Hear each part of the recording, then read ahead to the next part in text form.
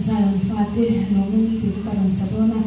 Atuhi Mundai ni no mai thak sa I atha de maya